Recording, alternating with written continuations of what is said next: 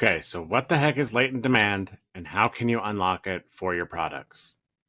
Welcome back to the Idea Supply Chain, where we take a look at where ideas come from and what makes those ideas valuable. Today, I wanted to talk about a concept I've been playing around with, the idea of latent demand. So basically, this is demand that most people don't see because it doesn't actually exist, except it could given the right circumstances. And the way I've broken it down is into the three E's of latent demand. So the first E is education. Basically, this is demand that doesn't exist because the people who could have the demand don't know it's available. You're going to see a lot of this with AI products, and this is something I'm really trying to focus a lot on as I'm building out AI products for creators. Most creators don't think of what's actually possible with AI. They build their business according to the set structures that they see and know and understand. And so, as part of my process, I have to educate the market on what is actually possible now. And so, I'm creating demand by educating the people who could have the demand, talking to creators, and I'm saying, hey, did you know that with AI, it's actually possible to quickly build out a SaaS product, something that you can kind of connect that to so that they see it. And then once they understand the possibilities of it, then all of a sudden they're having that demand for the product. They only demand it when they know about it. So, first E of latent demand is education. Second E of latent demand is exposure.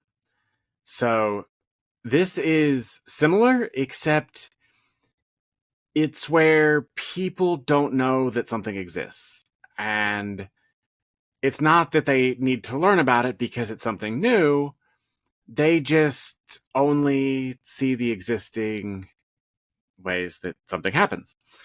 And so in this case, it's really a trigger of like mimetic desire. And so when everybody's friends start doing something one way, then all of a sudden they want to start doing it as well, right? They see it over and over again. They want to do it. This is exactly like OpenAI and GPT search. They saw Perplexity doing it. They said, wow, I'd like to have some of that. I'm going to do that too. And so, this is really like you basically see like one company discovering that something works, it communicates, it connects with a user. And so companies start mimicking that. And that's why a lot of social media companies end up implementing the same things over and over again, because of kind of this exposure. They realize, oh, hey, this is working. And so this is different from the education in the sense that it's not like, hey, this is definitely better for you and here's why. It's like, hey, this exists and it's working for other people and now I want it to. So it's kind of the same thing, but not quite. This brings us to the 30, which is efficiency. So this relates to a principle that you may or may not have heard of called Javon's paradox. And basically, the idea is that as something becomes cheaper to produce, consumption actually starts to go up. And this is really seen in the energy space. Basically, as it becomes easier and easier to consume electricity, we start consuming a lot more of it. From these efficiency gains, suddenly we're using it for more and more things because we see what's possible now. Cost goes down, it becomes something that other people can use much more easily. You don't have to have nearly as many resources, so it broadens the pool of who can actually have access to it. And basically, lower prices result in higher demand. And we're seeing this again kind of in the AI space right now, where models are becoming cheaper and cheaper to use. And so as they become cheaper and cheaper to use, more and more people are using them to do more and more things. The cost of intelligence is going to zero. Everything's becoming intelligent.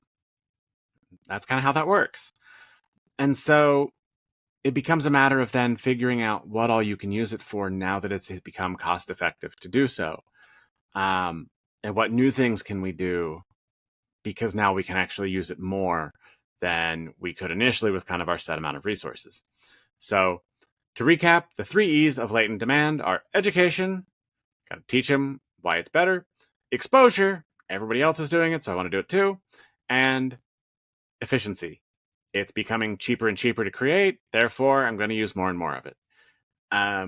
When we figure out how to actually take advantage of this latent demand, you can generate demand for a lot of the things that you're trying to create in the world. And by doing that, you're no longer in kind of this red ocean strategy where everybody's fighting over the same demand. You're creating new demand for your products, services, whatever, and there's a lot less competition. It is harder to get there, but once you do, you've got way more of a moat to defend because people don't want to put in the work to do that. And so, unlock the demand that you wish existed and then take advantage of that demand with your products and services. Anyway, that's it for today. Thanks for watching, and I'll see you in the next video.